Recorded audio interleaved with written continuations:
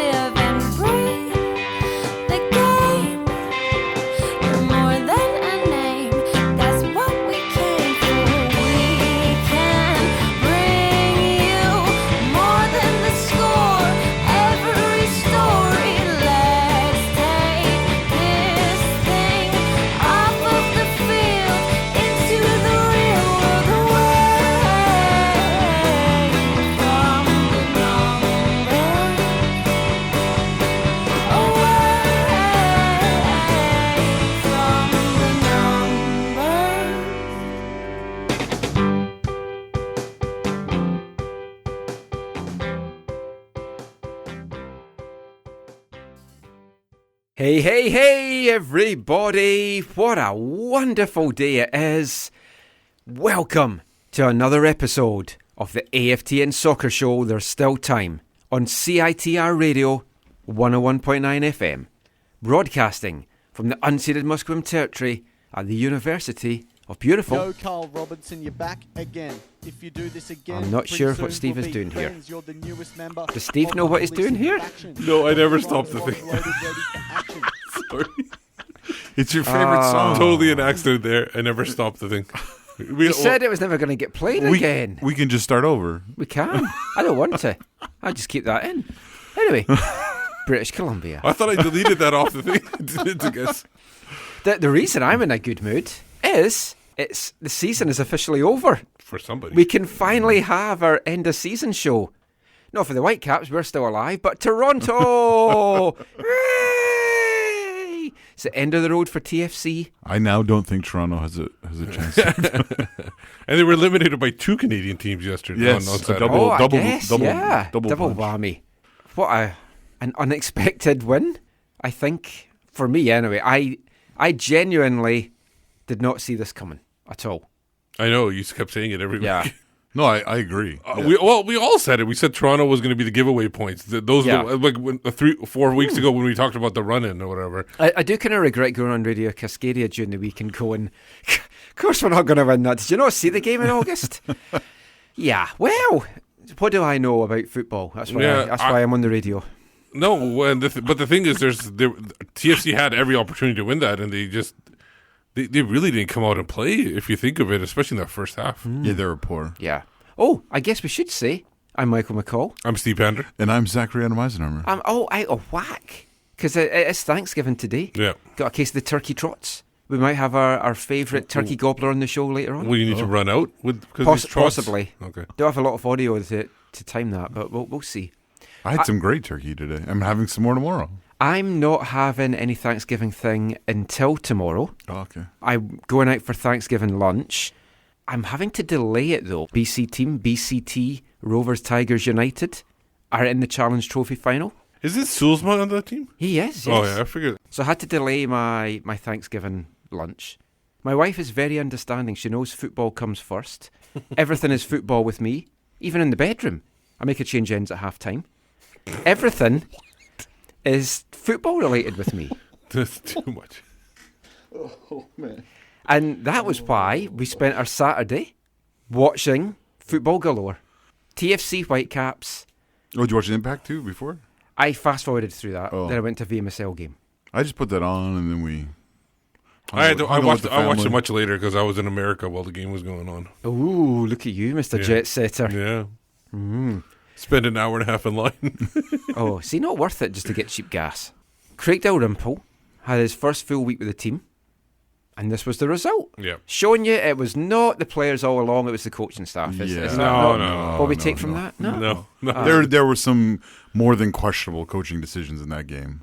I'm sure we'll come to some of those, especially the text you sent me during it. Yeah.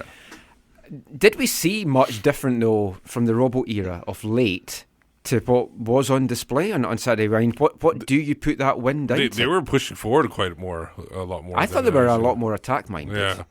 I this is maybe a callback to earlier in the Robbo era, but I do like how it appears that they lined up 4-1-4-1. Yeah. I think that really helped. The I first like time that. he did 4-1-4-1, I think it was against Portland, and it really had a good effect. That was last year, right? Yeah, I think so. Didn't really seem to help possession, though, because it was No. 61-39. Well, they scored early, so that essentially that they gave up impact, possession yeah. at that point. Yeah, to soak it up like the gravy in my dinner Yeah. that I'll be having tomorrow. Well, we'll do our goals roundup first of all. Didn't take long for us to get excited. 1-0, 4 minutes in, Russell Tybert's first goal for over 5 years. Is it the first one since the brace? Yeah. Those were his first two. This is. Yep. Oh man, I said that when he scored. I Well- was like, I think he might not have scored since the brace against LA. Well, So we're talking 5.5 years. yeah, It's a long time. He didn't get very many opportunities. Sometimes it was because of his own play over those 5 years. Like, he didn't get on the pitch Yeah. very much. Oh, sorry, yeah. Yeah. So Some of those seasons he played last year. And I was then going to say, he- what's taking him so long, but that is one of the... and then when he got on the pitch, he always played so deep. He never got forward. Yeah. 'cause Well, that's what I'm saying. the coaching Yeah, staff. 4-1-4-1. It was, he just looked like a completely different Yeah. player out there. Yeah. And got to give a wonderful hat tip to Jordi Reyna for that no-look pass that Yes. played him through. Totally. That was nice. That could be one of our passes of the year. And for Russell, like I don't know if you saw on his social media after, but like No. just so I think going and playing there for him is always special because he Yeah. grew up in Niagara Falls. Well, didn't he had- score his 2 goals with his parents in town? They were in town. So yes. essentially, we need his parents Yeah. all the way. All the No, time but around. they've been here a bunch of other times he's Oh, played. But okay. no, like he just sent out a picture. Like there was a box of like I think his family and friends in the stadium, and you could just tell he was up for it. Yeah, totally. And you could kind of tell the whole team was up for it, which was great. And I mean, TFC had the better chances for the rest of the first half. And they kinda Marinovic had, came up big. Yeah. Which is a bit what Big. Steve said, score effect, right? Yeah. Cats never really felt threatened, though. But then, from nowhere, Daniel Henry, a nightmare, again, against his old team. Like, he's an experienced Canadian international. You've got to know. You Yeah. cannot slide in with your arms flailing about as if you're in some garage forecourt trying to sell cars. Yeah, that's what I thought too. When the stuff that Bailey has when she Yeah. comes out of the, that's exactly what it is. Those arms flailing around with air going in them. Yeah, Yeah. It was unfortunate. but That is one word. I won't tell you what I was screaming at the TV because I want to mark this explicit really straight off the bat. and there was no reason. I don't. No, there I- wasn't. The reason to dive even, Yeah. let alone put your arms out. It's like, stand up. If he just stood up and got in the way of the attacker, whoever Vasquez, I think it was Chapman. It's Chapman. Okay, so yeah, and I think they're both from the same city too, Brampton. I think because of that, I think it doesn't make sense. He feels like he's trying too hard all the time. It seems like Yeah. I ever since the own goal, especially, he seems to always want to just get in there. I don't know what was going on. I really appreciate Danielle, and I know you didn't like him before he came here. Then he started liking I him. started to like him. Now he doesn't like Yeah. him. No, but I think this is why he's back in MLS, right? Like he is a player with great potential. He has some great tools, some great abilities. He's a center back great tool. with pace. He's good. He can get in the air, play well in the air. He's not bad with with passing, whatever. But one of the things that he has struggled at is moments of loss of concentration or focus, or just Which is what I had remembered him from Right. previously. And everyone was like, oh, no, he's a different player. He's shaking that now. it's hot. And He has- I appreciate him. I think for the most of the season he had shaken that. It's just like after the He own leads goal. MLS in penalties given away. How many is- 5 penalties he's given But away. most of them are in the later parts of the year, I think. Wait, so we right? have someone who's leading the league in something? Yeah. No, that's not bad, actually. Top of the league. Bonuses. Oh, maybe he might be on a bonus from Yeah. TFC, but Yeah, I felt really when it happened. I was just like, oh man, he's gonna come in for all the yeah. criticism. on I was social getting ready media. to go out, so I just kind of had it in half an eye. And initially, I thought it was Kendall, and then so the replay is like, oh, And I was immediately thinking about the text that I sent you, but we'll get to that in a bit. yeah. But thankfully, parity did not remain for long, and then I mean, Kai Kamara. Doing what Kai Kamara does. 14th MLS goal of the year, 17th Whitecaps goal of the year in all competitions. Couldn't really miss. I think I would have put that one in. Well, didn't he make the keeper? Did it? Didn't he go through his legs? I don't know. I can't tell from I the just think angle it was they an showed. easy side-footed Yeah. tapping, really. He just kept his foot on. Like, there's a term in hockey where you keep your stick on the ice and just wait for the pass to deflect it through. That's exactly what he did. But you he still just have, kept his you foot. still have to finish it. Yeah, We've you have to seen finish it, players yeah. miss that before. Oh, But he have. didn't. Yes. But he didn't do too much. He just had to keep his foot there, and he just took the pass off it. Obviously, it was a nice setup from Jordan Much. Lovely. However, Haglin. yeah, exactly. That's exactly what I was going to say. Frozen with If that was a Vancouver player, you would be howling at the poor I marking. was howling. Yeah.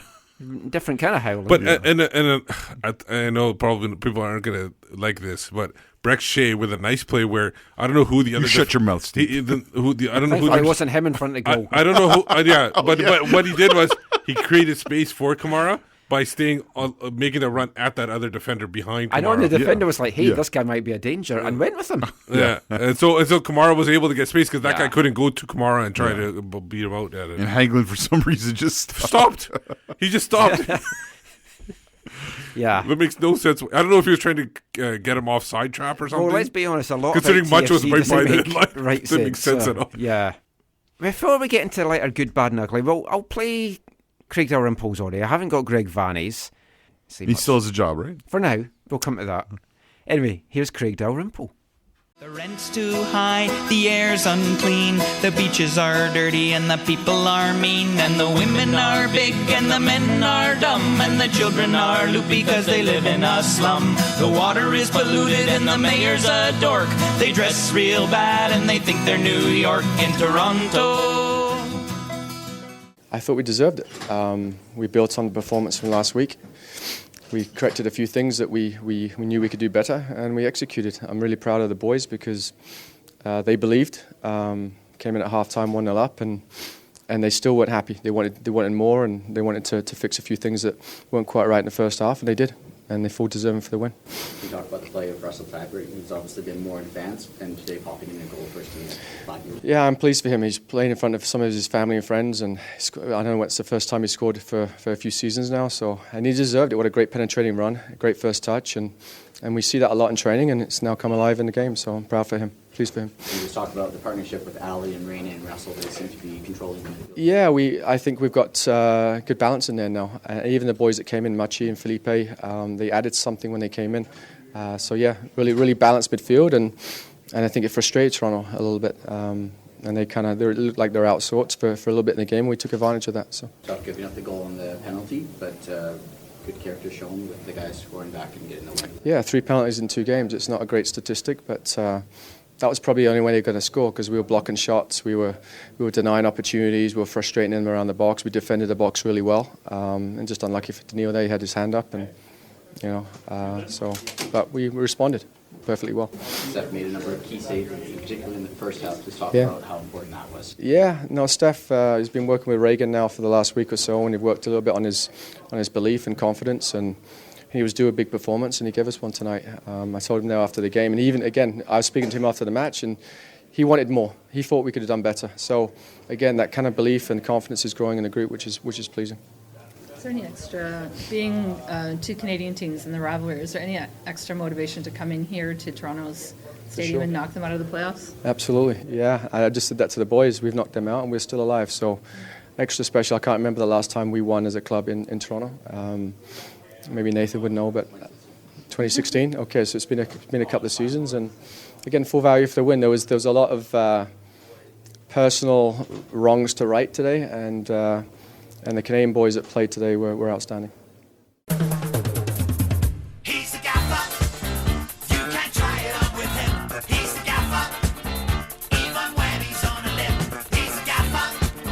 When his back's against the wall, has the answer to it all. He's the gaffer. But just to reiterate what Craig Dalrymple said, we put TFC out of the playoff contention. Extra special. And that game that they won a couple of years ago, you were at that game, right, Zach? Yeah, the 4-3. Yeah. Yeah, it was fun. I was really happy for Craig Dalrymple to at least get one win. I was a bit worried that he was going to have this run of games and not get a win with the first team, just because I've known Craig for so long. I really like the guy, and I'm just really pleased that he got that response from the players. Now, if they win all out, like straight through, like win all their games, they'll be actually 4-1. He could be the most winningest Whitecaps coach ever, if you think of it. I talked about this last week. Zach was like, no. I genuinely think Greg Vanney does not... You think? Are you saying you're hearing?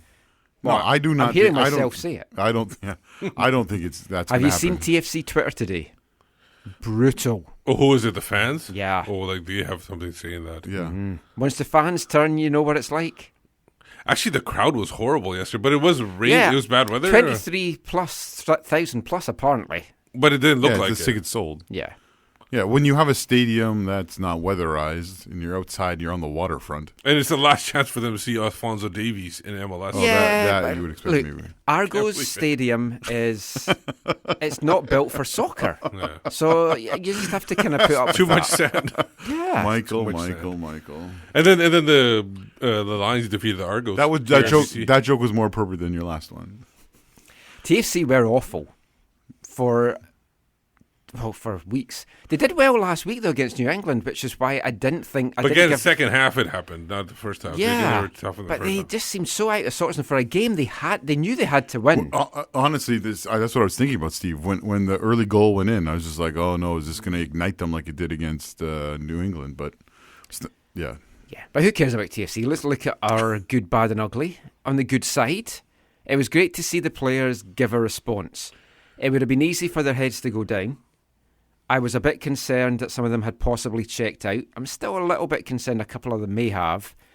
But Dalrymple talked about it there. They seem to show belief. Yep. And I genuinely feel that they do believe they can get into the playoffs. Especially going for the attackers. The attackers really showed a lot yesterday, like in the way they went. You have to, though, right? Yeah. Like but it would be easy to check out. If you think, I'm not going to be back here next year, it's just human nature that part of you kind of...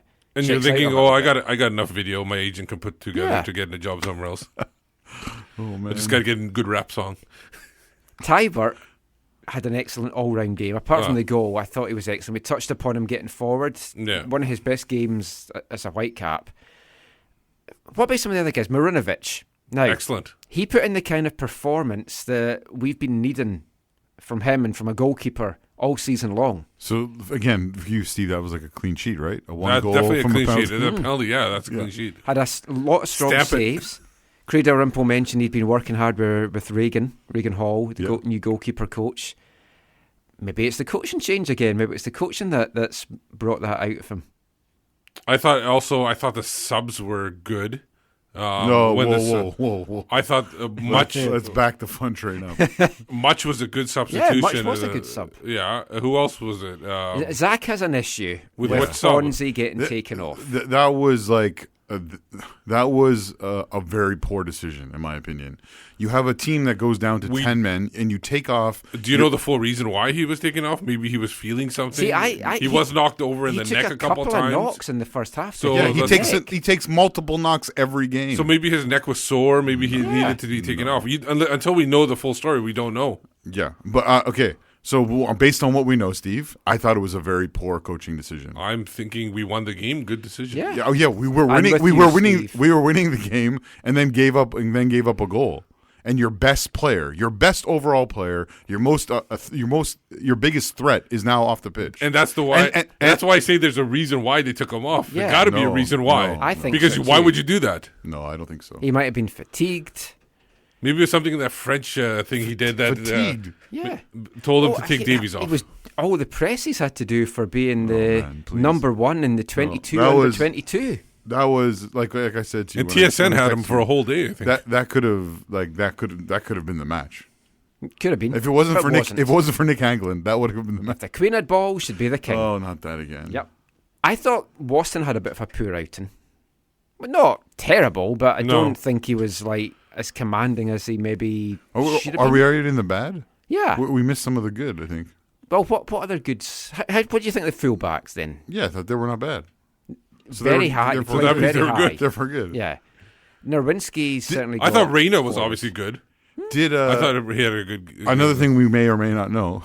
Do we know why Brett Levi's came off at the end? Was that just? I'm going to say cramps again. I'm thinking just precaution. I know it was the end of the game at least. Yeah, that they but- wanted to make sure that he wasn't going to go down and just get the sub done. That's what I'm thinking, because he did take that knock. It wasn't just cramp. He kind of went down after a knock, which maybe could have led to cramp. But what did you think of Kendall? I didn't think he was that bad. Sorry, I didn't think he was as bad as you did. Like I'm trying to think of instances where I don't know. It just didn't seem. He doesn't seem to be in the game. really. Yeah. I would disagree with that, But then again, I don't think there was very many opportunities for him to get into the game. Maybe. Because of the way TFC was attacking, they were attacking a lot wide. They weren't attacking in the middle too much. They were getting passes through into the middle, but not through the middle. Another bad stroke ugly thing for me was, where was this fight a few games ago in these home games against Dallas and Seattle? I know they played well against Seattle, but they didn't get the job done. And against Dallas, we needed more, and we didn't get it. LA, we needed a lot more than we saw and didn't get it. And then all of a sudden, when their backs are to the wall, they grind out a performance like this. and or maybe we'll get this later. And now their destiny is in their own hands. It is. That's a bit of a scary thought. Everyone's destiny is in their own hands, I feel, but that's just how I look at life. Oh, okay. Free will kind of thing. Yeah. All right. Okay, the ugly.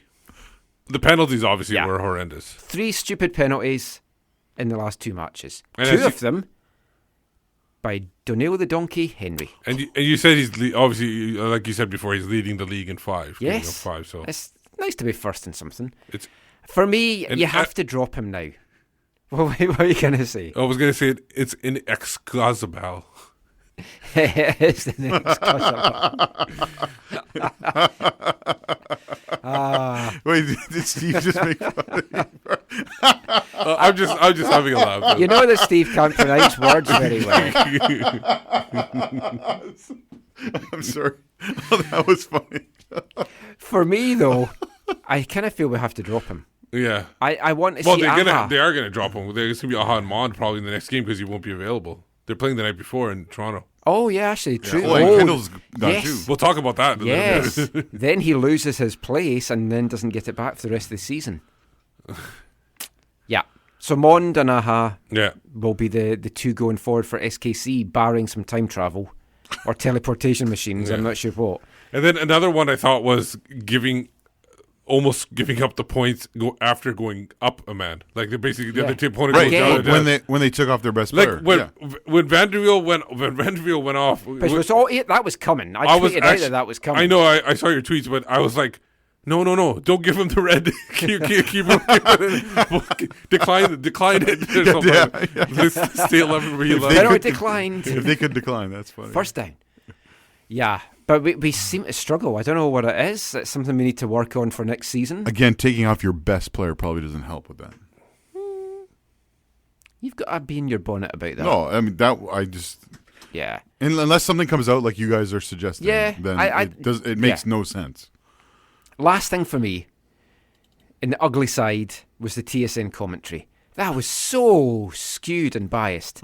Now, I commentate on UBC games and TSS Rovers. Even I'm less biased in those games. So you mean skew and bias towards Toronto? Towards Toronto. Oh, okay. I mean, it was all, Toronto's season's going to be done. Toronto need to do this. Toronto. Never mind the fact that the Whitecaps, a Canadian team, are winning and actually boosting their own hopes. I think something might have been said to them at half-time because the second half was very different.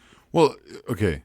I wasn't fully engaging with the commentary because I was watching and hanging out with my son playing a board game, which was great. The board game, but the part not the hanging out with your son, but you hate that, don't you? Oh no, that's great. Oh. But you're not allowed. So that sounds that's a callback joke. Yeah, that's a callback. It's not a court order. Yeah, it's not. No, so you have to remember, I think, with the TSN broadcast always that they are. If you think they're favoring one, obviously they live there, all that kind of stuff. Well, but Caldwell also is also part of the TFC coaching team in the academy, I think. Whatever, But the bigger thing is they are also the MLS Cup holders. I know that is right? a big story. That is that like, they got booted out of the playoffs. Yeah. I think that by merits, another Canadian team. There you go. I just thought it was terrible. Anyway, that's me. I thought you were going to say that there was like a post-game interview with Russell. I didn't see this time. No, I was really surprised though because KG did speak to Craig Dalrymple just after half-time and he didn't ask him about Robo's sacking. Oh. I thought he was keeping it to the end of the match, but apparently not. Yeah, I agree. Anyway, we will be back with some more chat after this. Hello, it's Kai Kamara, and you're listening to the AFTN Soccer Show.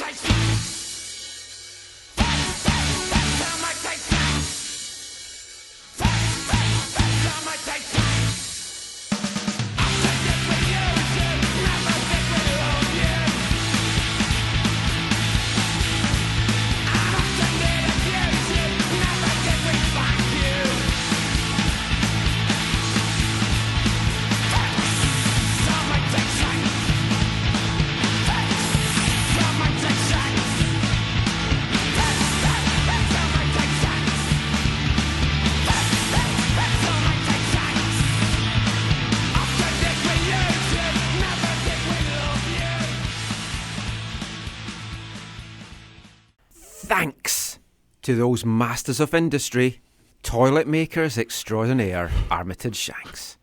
They don't get enough thanks, I feel. I'll take your word for it. I mean, with the abuse that we give them, toilets. Wonderful. Oh, you think thanks to the toilets? Yeah. I got confused there. Thanking Armitage Shanks for building the toilets. Sultans of Ping there. The song didn't have Irish subtitles. Song didn't have subtitles, so it was hard to understand. Zach's just staring blankly at me. He usually does.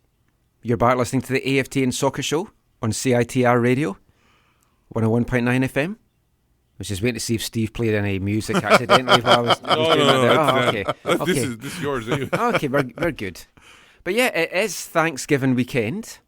We talked a little bit about it in the first part. What football things, apart from the win, what football things are you most thankful for right now, Zach? Obviously not Bayern. They're not doing very well. Oh, man, it's really bad. Do you think Robbo's holding out for the Bayern job to continue Fonzie's development there? I don't think so. But I think with the Whitecaps, or like with football stuff, like in general for me, like what I'm most thankful for, I'm thankful for, the relationships I made through it. Like, I mean, not to sound all sappy, but I mean, Steve's rolling his eyes. But no, like, I mean, even just like you guys, like hanging out, like, and, people. I love you, man. But the people in like different parts of the community, whether it be supporters or, players and coaches, people who, do it, some of the administration, in the Lower Mainland or in our country. That's the thing I'm most thankful for. I'm really thankful for Slamo once telling me about the definition of a 3-ball center back. Sounds a bit of a freak of nature. Yeah. Extra testosterone, I imagine, though, going through him. No, it's about a central defender that plays the ball between their legs. They don't play in front of themselves. Oh. They get it tangled up, so that's why it's a 3-ball center back. Also thankful for stuff like the emergence of the Canadian national team. The way it's going. I think they've been around for a while. No, the re-emergence. Sorry, I should say the re-emergence. I apologize. And then obviously the emergence of Canadian Premier League. Yes. Oh, yeah, that's a good The continuing one. No, Alphonso Davies, we have to be thankful for the joy he's given us this season. Oh, for sure. Yeah. That's been good. CPL makes me think of friendships too. And the money. He's given us money. Well, not us, but... Yeah. Well, who knows? Maybe we've got some kind of unknown signing bonus. Yeah. The Whitecaps are clearly going to be thankful that they're still in the playoff mix. They're 8th, but destiny is in their own hands. Is it? Well, yeah, it is actually. They're only 3 points off the last playoff spot with a game in hand. They do have a shittier goal difference, but we'll ignore that for now. They could go on some wild goal-scoring streak. Yeah. RSL have 2 games left. Yep. They're in 46 points. LA Galaxy have 2 games left. They're in 45 points. We have 3 games left. We're in 43 points. Now, this is where this gets a bit complicated. No, it doesn't. If the Whitecaps win, If the Whitecaps win all 3 games, then they're in. 3 wins, we're in, 100% guaranteed, 52 points. A win and a draw versus KC and LAFC, and a win over Portland gives us 50 points and guarantees us a spot if the Galaxy draw or lose one of their 2 remaining games, which is Minnesota away. That's a lose, and that's on turf. Yeah. Zlatan will not be playing in that No, game. well, he maybe feels he has to. Minnesota's also sold over 50,000 tickets for that, so it's going to be a hostile atmosphere. He'll be tearing his ACL early in that game if he plays. They've got Houston at home as well. I do fancy them taking 6 points from those 2 games, though, which I think makes it difficult. If he does his ACL there, we're going to have to start a new segment called Prophecy with Pander. Oh, I like that. The Pander prophecies. There you go. 2 wins and a loss would give us 49 points, and that gets us in. If RSL draw or lose both of their 2 remaining games, and that's Portland and New away England. and New England at home, then they don't play the last game. There's one team doesn't get to play the final weekend, and it's RSL. Yeah. So they get to sit back. Yeah, no decision day for them. No. We'll know what they've done, though. 1 win and a draw would get us to 47 points, and that gets us in if RSL lose both of their remaining games, LA Galaxy draw or lose in both of their remaining games, and a pig flies over BC Place Stadium. No, I can honestly see RSL losing both of their games. New England, while they're hit and miss sometimes, when they go on the road, they seem to always they're really good against Western opponents. But RSL are good at home, albeit Portland. I watched the game yesterday. They were very much in that until that second Portland goal. Then they just caved. I feel it's more likely that Zlatan will play on turf than RSL won't win at home against New England. I think it's more likely that Zlatan will play on turf than the Whitecaps will win 3 matches down the stretch here. No, I don't see that. I genuinely can't see us getting anything in LA. I can see us getting 2 out of 3 results. Well, I said results. That brings us to this KC game. Exactly. This is the big problem. Yeah. And we'll talk more about it next Sunday, obviously, in the build-up to it. But we've got so many players away. So who's out? We got Tybert's away. Yeah, Davies and Henry's away. Davies away. Now they play the day before. Yes. They could technically fly back. Yeah, maybe they only play a half. But do you really want a footballer who's flown on a red eye or flown back that morning? If it's Davies or Henry, Tybert, I would take Davies. I'd leave sorry, Henry I misspoke there. If it's Davies and Tybert, I do take them back. I think we've got cover for Tybert. Davies, I'd put him on the bench. I'd like at least have him as a sub option. You've got Kendall. That way he away. doesn't get subbed off. True, Zach will be happy. Kendall's going to be away. Yeah. Anthony Blundell might be away. Dominguez might be away, but they don't really count. So no, that's not. So we have essentially 6. Jordi Reyna, though, is away with Peru. 6. Yes. Kai Kamara, yes, depending on what happens with Sierra Leone. Kai Kamara will not be playing. Well, Kai Kamara might not be away with Sierra Leone. We'll talk about more of that in headlines. Yeah. But it could get reversed. So. It could, yeah. Oh, yeah. Yeah. Yeah, they might sort things out in time, and then he might be away and not be back. So they would be big losses, clearly. They would. It's like half of your starting 11. Yes. Your key guys as well. There's only 11 Marinovic people, as well. I don't know if he's away with New Zealand or not. I didn't check that. But no, I think Marinovic is still playing. They said 8. I remember seeing 8 I've got players. 8 in my head as well, and then I was like, But I don't know if the 8 was when they thought De Jong was possibly going or not. Anyway, no matter what, we are losing a lot of players for this SKC game. That could be the killer game. I also won't be at the game because I've got a work thing. Yeah, international duty for work. I'll be there. Obviously, us loyal fans will be there, Steve. As I mentioned at the start of the show, football comes first for me.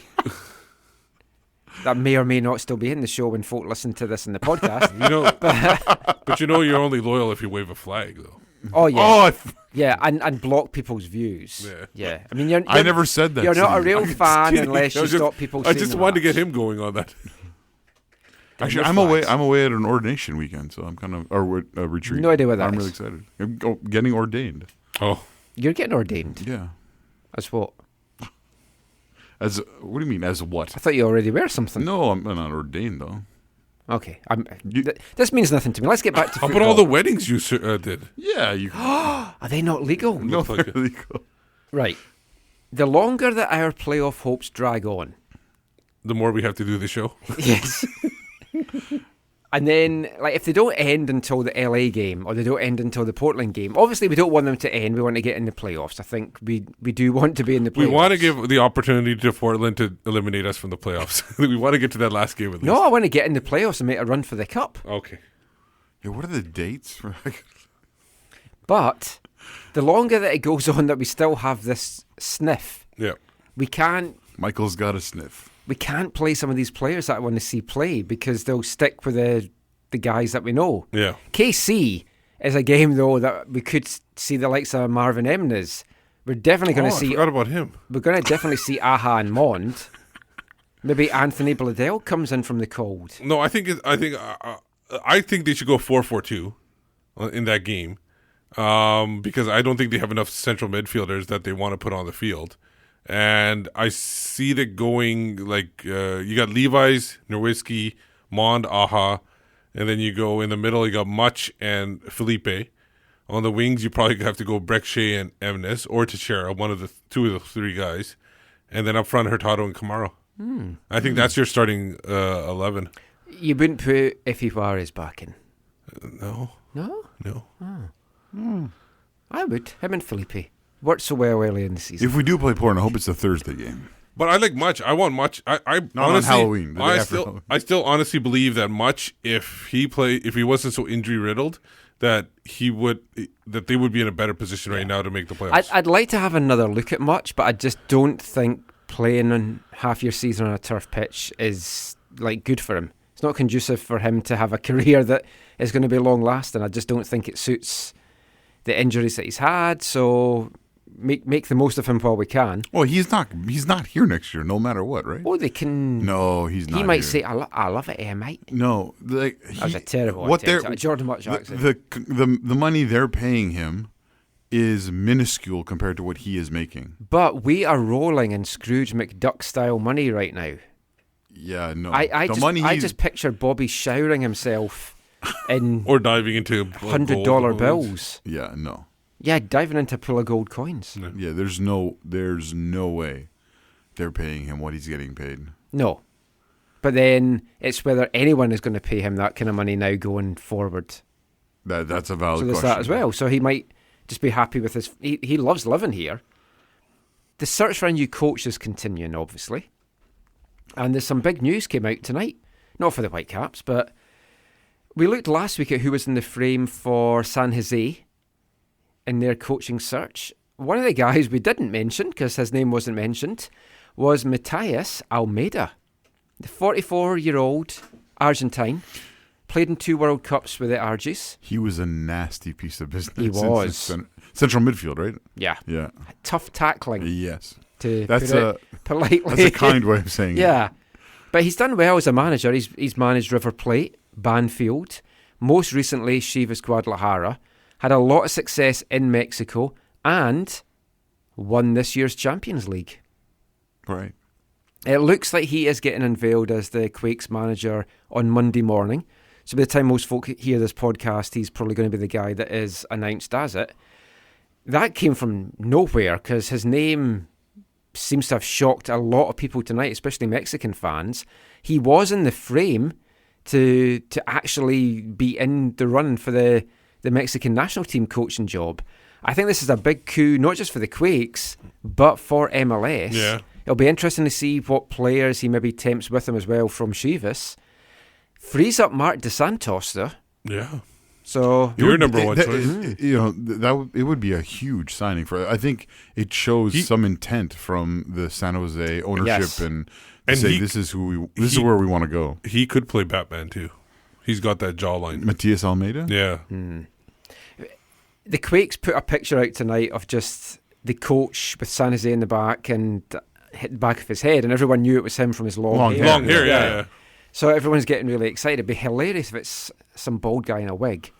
But were you doing some work for them? yeah, I or- was. Yeah. I like San Francisco, as you yeah. know. Yeah, so, we know. yeah. Yeah. Now, should the Caps maybe look towards Mexico for a coach? Yeah. Juarez really worked well there, though. I don't No, think they're going to yeah. get Effie as the coach. Assistant, maybe. I'd be happy with that. No, I don't think so. No? Is Mark DeSantos still the guy then? He's obviously not going to the Quakes. Yeah, I think he's on. I think he's someone they're interested in. Yes. Glass City, have to mention this. I don't know where he got this from, but it's an interesting one just to talk about. He said that the Iceland, or former Iceland boss, what was his name, Steve? It was Heimer Hal Grimson. Yeah, Jaime. Let's call him Jaime. Let's get things off on the right foot. Yeah. He has been Jaime's linked. Blue and White Army. Hyman. Oh shit! That's what we say to him when we see him if we're Geordies. Hyman, how you doing? Anyway, Heimer. Well, all the supporters can be Hymens. Mm-hmm. There you go. Oh, look! Think of the tifo you could have, Zach. He was also a part-time dentist, so. See, I don't mind that because I do have a toothache. Right now? No, yeah. Well, it's been coming and going here and there. I don't have coverage. Michael doesn't provide it. So if he comes in, I'm happy to get him to check it out at least. I'll fill your mouth. For you. Right. Well, no. Oh man. The one. Well, during a scrum, you can ask him after the scrum. Can you just check this Can out? you look at this? I was open wide. Heimer, just two questions. One, do you like a chocolate digestive? And two, what is this thing? Steve here. Have a look in his mouth, mate. Do you want a dentist in charge of something like that? I mean, would you put a gardener in charge of, like, your coaching or something? Or soccer operations. Yeah. The one thing that is interesting.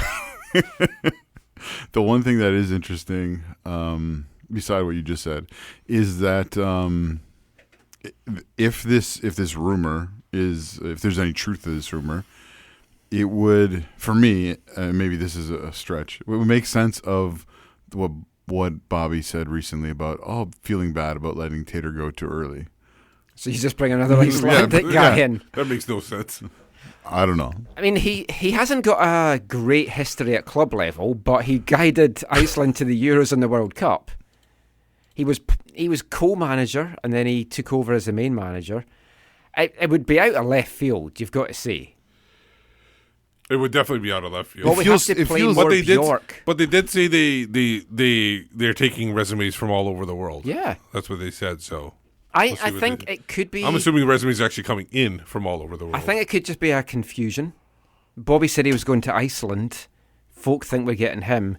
It's really the frozen food chain over in the UK that he went to instead. That's one for the expats. They'll like that. Yeah. That niche crowd. Yeah. we have a few of them that listen. No, I'm sure that we do. I've explained before, I do a UK-themed soccer show for our Canadian audience. That's why we're listening to how many folks? 6 just That's now. why you loved our previous coaching staff. So. Yes, I know. I'll miss. Will Heimer like a chocolate digestive? No. What do they eat in Iceland? Herring? I don't know. Pickled herring? Maybe. Anyway, let's move on. Do they dip it? No matter who the new coach is, we've talked about the team's going to probably get some kind of new identity, or hopefully establish an identity, because we're not really sure what it was before. What should it be? What would you like it to be? They might not be the same thing, what you want and what it should be, but for the identity of the team, what do you think it should be? Well, I think the rhetoric they use is not bad. The idea, we'll talk about this probably more later, but this idea of a football club that develops its own players from youth level to first team, it should be something that's a part of the identity. The problem is, again, like I said, it's rhetoric that they say publicly, but behind the scenes, it's win so we can sell, right? And so what they say publicly doesn't really, never really made itself the real identity of the club, because it didn't work with the real heart of behind what the people running things were trying to do. I mean, in theory, I love that idea. You bring on the guys, you're attached to them, you watch them play in the academy, they move on to the first team. That's great. In reality, I don't know that you can realistically compete in MLS if that is your philosophy right now. That's a fair perspective. Well, yeah. If you're not bringing, like, yeah, if you're not going to use the 3 designated player spots at what a true designated player is now, which is 1.5 million, then you're hamstringing yourself. You're cutting yourself short, and so they're always going to struggle when that's their approach. And we know again, and we'll talk about it later, that that's so they keep on the tune they keep on singing, and they keep on having their people say. We got a comment left on the site after last week's show from David M. He wondered how different post-Robbo time will be for the Whitecaps. Because Steve Nash made a number of comments in his interview last week that suggested that the Davies windfall money won't be spent on significant player acquisitions. He said Nash's comments include the following: we've spent plenty of money, I understand where the fans are coming from, they want to see a loaded lineup, they want to see a big star or two here. That's not necessarily what we're about in our values. We want to build our team, and a holistic one from the youngest kids to the first team. That's something that doesn't always cost a lot of money. We have to keep building, keep learning, keep growing, keep making cultural hires and build something special here. So David said, let's see what happens in the off-season, but I think change in ownership is necessary. Don't the long-suffering fans deserve at least one big DP? It's been 8 straight seasons without one. Before we get into that, let's just play a little bit of what Steve Nash did say in that interview. Didn't play it in last week's show, but after that comment, let's just play a little bit now and we'll just talk a little bit about it. You know, there's nothing hanging in the air or lingering. The team can try to make a run here for the playoffs. At the same time, we can get underway of trying to support our vision for the future. You know, it's invaluable in some sense to get that a little bit of extra time instead of starting after the season. So, you know, it's important for us to stay true to our values and principles and try to build something here that gives us an opportunity to get better. As part of the ownership group, what are your thoughts on the mounting pressure from the fan base for the team to open up the purse strings a little bit more? Well, you know, we've spent plenty of money. I mean, obviously, I think people are referring to signing a big DP or spending more money, but we've got loads of players, you know, that are making a lot of money that are sitting on the bench. So I think, if anything, we've got to realign our values and principles, get better at all our processes, recruitment especially, and, you know, do the best we can with the level we're at resource-wise. So you've seen it a million times in the soccer world, a team without all the resources rising to the top or outplaying their level. It's especially unique in the MLS because there's so much parity. You know, you got Toronto, whose payroll's off the charts, and they're fighting to try to get in the playoffs this year. So you just never know in this league, and anything can happen. So I understand where the fans coming from. You know, I think they want to see a loaded lineup, and they want to see a big star or two in here.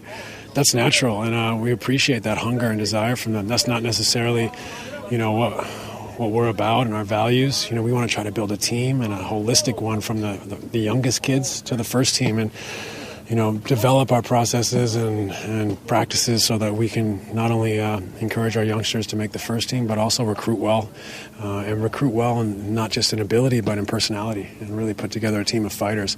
You know, that's something that doesn't always cost a lot of money, and the flip side is also you can spend a lot of money and make the wrong decisions. So for us, it's about getting better at what we do, getting better at making decisions, getting better at recruiting, getting better at signing players and providing them with an opportunity to come play in a world-class facility. Like, this center is just off the charts, and a city that loves football. You know, want to see this club and this fan base catch fire. And I think, though, you know, for us to do that sensibly and sustainably, we need to be wise and we need to build. And this is an opportunity not to say, okay, panic button, let's spend a bunch of money, let's risk the farm to try to, you know, win an MLS Cup in a league that has shown that's not the way to the final ever necessarily. So we got to keep building, keep learning, keep growing, keep making cultural hires that build something special here. So Steve Nash there. Cultural hires, that's an interesting phrase. When there's no meaningful culture within the Whitecaps front office to hire, to bring into. Like, it's just a business. I also don't get, lose as little money as possible, make as much money as possible. That's the only thing that's there. Because he's saying that the clubs needs to still learn. They're 8 years into MLS. Shouldn't they be setting the thing for other clubs to learn from and not learning from other clubs? Well, and most of the people with the biggest influence there haven't been there just for 8 years, Michael. They've been there for a long time. And the thing is, what he said was, people want to see it like superstars. I don't think most people want to see superstars. They want to see good players that can grow with these young players. Exciting players that will make a difference. Yeah, FC Dallas and Red Bulls don't have a major superstar on the team. They play young players, but they have quality players that play with those young players so that those young players aren't left on an island. I don't want to harp back, because we've talked about this before, but someone like Diego Valeri, no one knew who Diego Valeri was. Folk in Portland love watching Diego Valeri. I'd love a player like, I'd take Valeri in a second here. Look, Almiron in Atlanta. Yeah. Nobody knew who Almiron was, but they paid for him. Oh no, they paid for him. Yeah. But that's the kind of player you need. Maybe not as good. Maybe not going to spend that much. But because something they're not what would be classed as the big name guy. Because let's be honest, the big name people are most likely, for a lot of the folk that's played in the English Premiership, maybe La Liga, maybe Serie A. La Liga, lots of folk do watch that. Yeah. To a lesser extent, the Bundesliga or something like that, because it's not a heavily watched league, and because of where it's shown on TV here, a lot of folk won't even get a chance to watch it. But when you're talking about big-name players, you're thinking about players you've seen at a World Cup or players in probably the Premiership. I don't genuinely feel we can afford anything like that. Yeah, and I though some people do want that kind of player, I agree with Steve. Like, it's not that kind of player that you necessarily need. I would say, though, in someone like Christian Bolaños, we had a big name World Cup player for me. But he wasn't big enough for old. Yeah, no. and he wasn't big enough. Yeah, he was slowing down and he was getting later. He never played in England, right? Like, yeah. He tried. Didn't work out. Yeah, there's a few things that were in there that both Steve said and David M brought up that are kind of, frustrating or whatever, or interesting. They talked a lot about, we want to be a club that, brings through players. Mm. So that's the thing, though. Again, it's not just the MLS era. It's not just the 8 years MLS. The residency now academy predates that, and the fruit that's come from that is there's been some fruit, but it hasn't been enough. And lots of money has been spent on that. And so when he says, when you can build a team that way and it doesn't have to cost a lot of money, but at the same time, I hear people from the front office talking about how much they're investing in that, and it's not really doing anything. And you have to get and they keep on saying it's not cheap what we're doing with the academy. And I agree it's not cheap, but it's also not bearing the fruit. Last two questions quickly then in this part.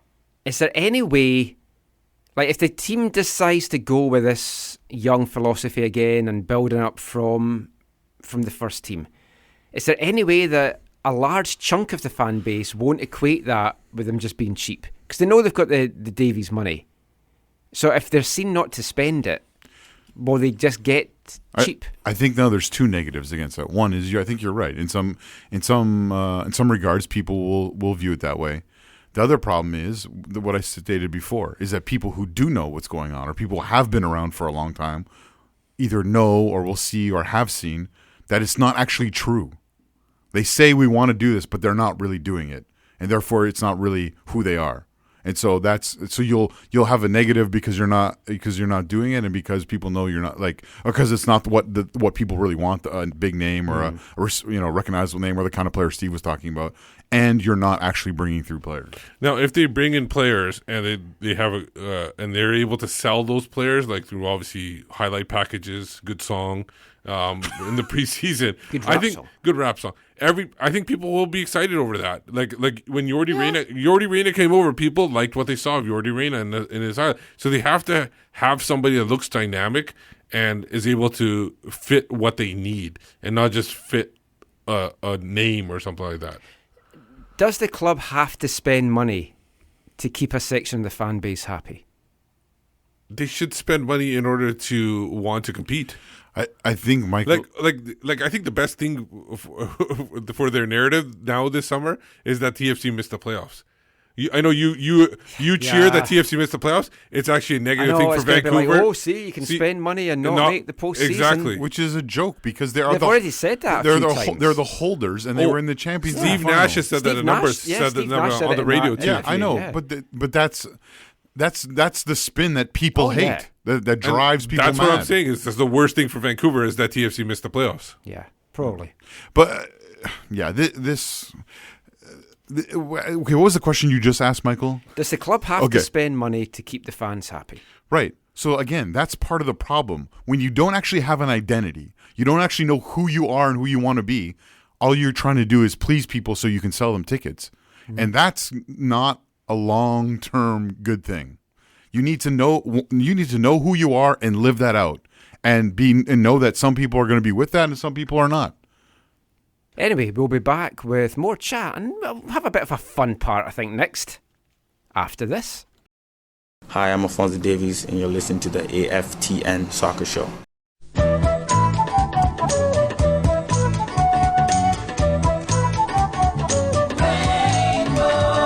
Up above the streets and houses, rainbow climbing high. Everyone can see it smiling over the sky.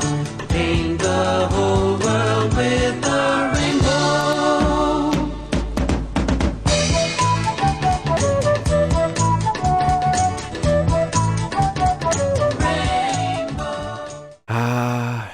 Sad.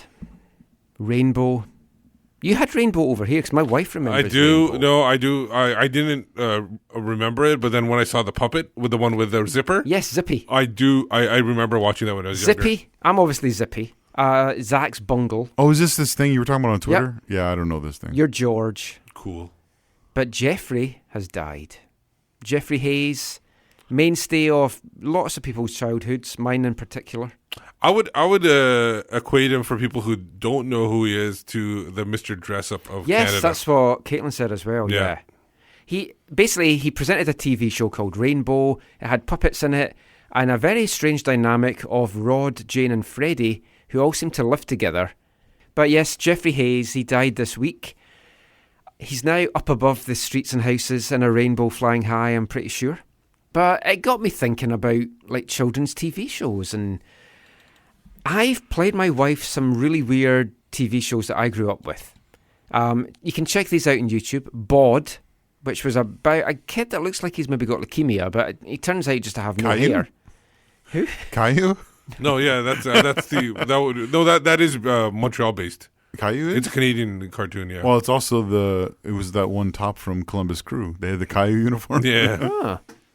So I had Bod, I had Finger Bobs, just kind of little puppet things. Oh, thumb on your thumbs? Fingers and things. Gotcha.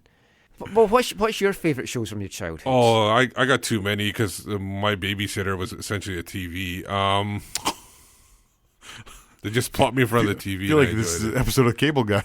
I think a couple of good ones is Banana Splits. Oh, Love banana, One two banana. Yeah, I like that show. There was an anime show too that I used to watch, Star Blazers. You probably never heard of that. I don't know. No. Yeah, no, that was I was so hooked onto that when I was young too, like 3 or 4 or 5. I'd say those two were the big ones. Obviously, typical ones: Friendly Giant, Mr. Dress Up. Yeah, Mr. Dress Up, Mr. Sesame Rogers. Street, stuff like that. That's Mr. the Rogers. two my wife mentioned. Mr. Rogers, by the way, the documentary is fantastic. Everybody should check that out. Oh, I haven't seen that. And Tom Hanks will be playing Mr. Rogers in the actual movie. Yes.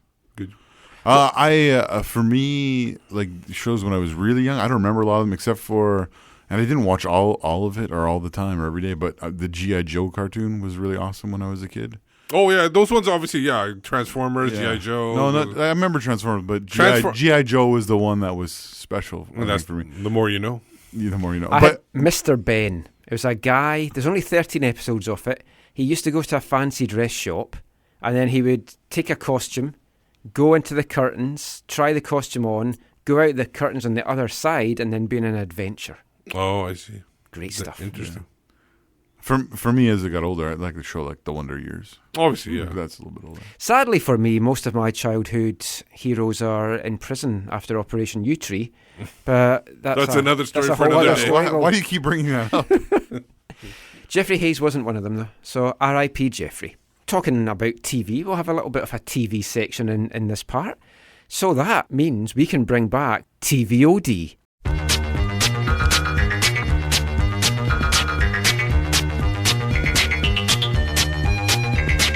TVOD. TVOD. TVOD. What's on your TV viewing at the moment? What's your favourite TV programmes that you're watching right now? Blackish. Have you seen that? Yeah. Yeah, I really like that show. Blackish is good.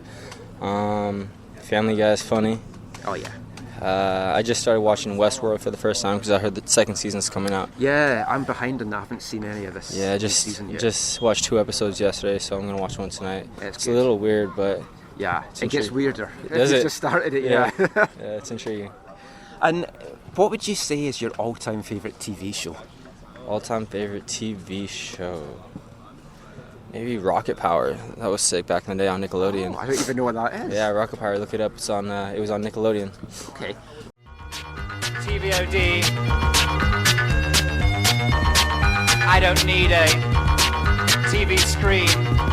I just stick the aerial into my skin and let the signal run through my veins. TVOD. Good selections. Erik Hurtado there, giving his thoughts on TV and the childhood show that he likes to watch on Nickelodeon. That interview was done quite a few months back. Westworld Season 2 has now been and gone. So Yeah, I've actually got to catch up on that because I am stopped behind watching it. it. I didn't like it. I liked the first season. I loved really the did. first season. Second one, nah. I haven't got it to the second yet. I watched the. There's like a 1970s movie of the there is. Westworld. That's what this is based on. Yeah, so I watched that, and that was not really great. No. Walking Dead was back tonight. Oh, how was that? It was good. It's the final episodes of Rick the Prick. Did anyone die? Yes. Oh, shocking! Then. I'm full Be on careful. Team Negan. Don't say too much because some people Oh no, I'm might not have caught up. I don't really saying care who anymore. died, but I'm full on Team Negan. I like him. Everyone likes a bad guy with a bat. I saw him on a talk show talking about whatever because I know him from some other shows. And, He is excellent. yeah, he he starts the season in prison or something. Yes, I saw a clip. Yes. Yeah, I was quite surprised though because Greg Vanny appeared in tonight's show as the dead man walking. Doctor Who was also back today. How is that? I was going to ask you. Really good. Jodie Whittaker, Yeah. first female Doctor. I'm wearing the Doctor Who T-shirt that Steve bought me for Christmas. Would you like a jelly baby? Doctor Who. I was talking about Doctor Who Yes. today at Thanksgiving because It was really good. it was all people kind of in and around my age, and we were all just like, yeah, Doctor Who. When we were growing up, it was so different because it was Yes. like freaky, weird. Like we'd watch our favorite whatever show it was. I can't remember the name of the show now. Like I couldn't earlier, but there was this show we used to watch, and then it would end, and Doctor Who would start, and it was like a black space screen with some freaky music, and like I wasn't allowed to watch it, but occasionally like it would come on, and I'd be like, ah. Or not, I you know, still be think like, of the new what is one, this? of the new ones. I'm always Matt Smith.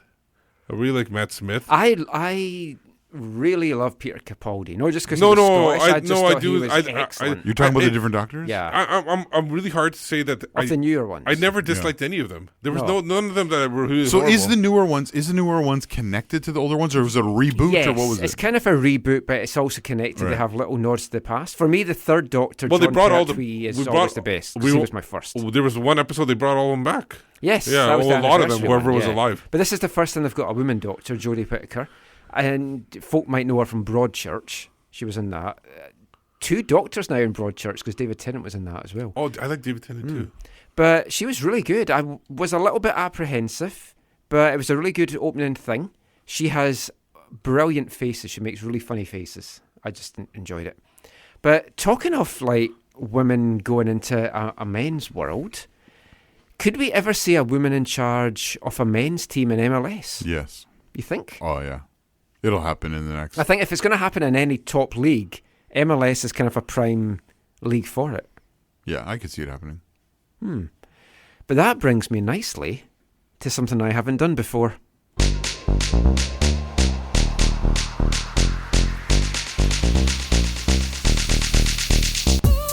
Flash 5. Oh, not the back.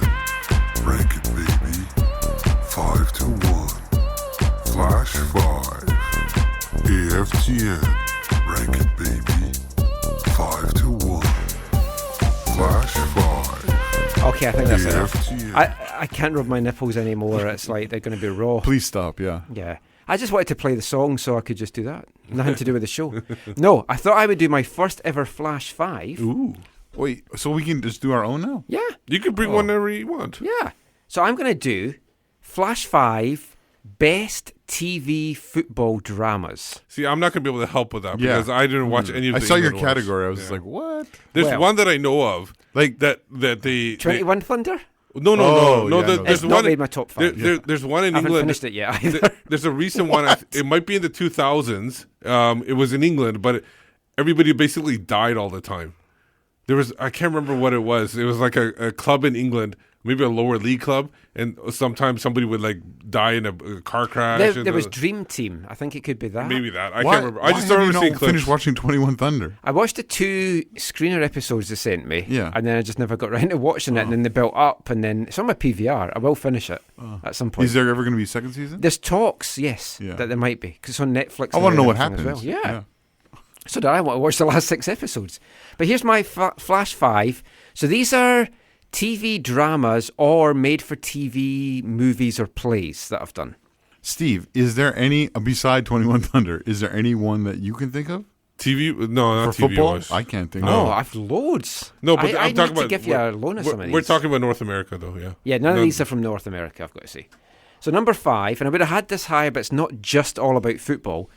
This is England, 86 and 90, because it's a series. It's 86, 88 and 90. It's a Shane Meadows TV series of a film that he brought out, This is England.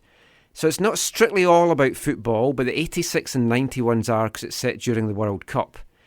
It's about skinheads, hooligans, music at the time and football. So it's a really good drama series, and there's 3 TV series of it and a movie. The movie's not really football related, it's just about skinheads and hooligans and stuff. Number 4, from 1972, Another Sunday and Sweet FA. It won Play of the Year back in 1972. It's set in the world of Sunday League football by a guy called Jack Rosenthal, who he did Coronation Street for years. He was one of the first writers of that. It's set in the north of England, and it's about a football referee that does Sunday League stuff. And it's got one of the best endings of any of these football dramas. And it's just about the Wait, abuse. you're not going to ruin the ending? No, right? no. Oh. It's about the abuse that referees get when they're doing these kind of Sunday League, non-league things. So it's good fun. Number 3, The Manageress. And this is what ties in with what we're saying. It was on Channel 4 in the UK in 1989 and 90. 2 series about Gabrielle Benson, who takes charge, a woman, of struggling Blackburn Rovers in the second division. Ahead of its time. Sherry Lungi played it. Or was it? I don't know. Sorry. Well, it kind of was in a way, but it wasn't because there's not really any top-class women that's done it. It was a bit stereotypical. It covered all these issues, like gay footballers coming out. What decade was this? 89 and 90. Ooh, it sounds like a copy of Wildcats starring Goldie Hawn, the movie. She took over a high school football team. Oh, maybe. Yeah. Maybe that's what gave them the idea. Yeah. But it covered like gay footballers and racism and football hooliganism and sexism. Was that around Fashionu's death? Or was that was later? I think it was after, actually. But yeah, the gay thing was probably based on that. So I mean, that was really good as well. Number 2 for me, Murphy's Mob. It ran from 82 to 85. It was a children's TV show, so it was part of my childhood, tying in with everything else we've talked about. 4 series about Dunmore United, and it focused on the Junior Supporters Club. I've got all 52 episodes on DVD. It's never been released on DVD, but I managed to get it from a private collector.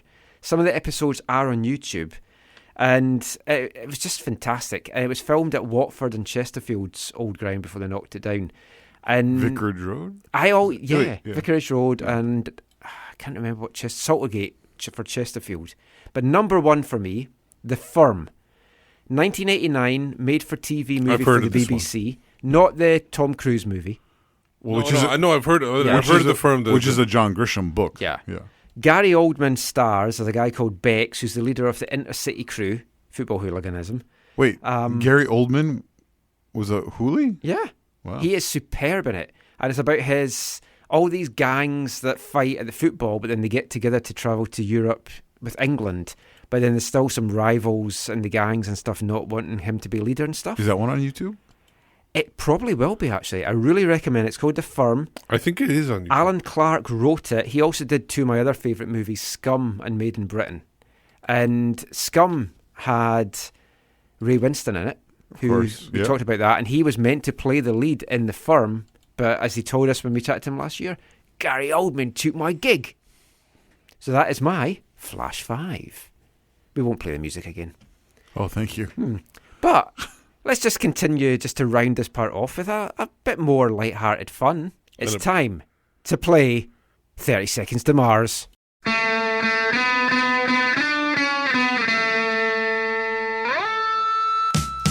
need a Mars bar, hey Riggs bar, to help me through the day. I need a Mars bar, a potato bar, it helps me, makes me workers to play. It helps me, makes me workers to play. Yes, 30 Seconds to Mars is back, but I've rebooted it and I've revamped it. Wow. We are going to do this, not on a weekly basis, but regularly between now and the end of the season. Wait, what? Sorry, the end of the year. Yeah, it's going to be short. 1 week only. No, between now and the end of the year, I'm going to tally the points up, and at the end of the year, I'm going to give someone a golden Mars bar. Wait, what?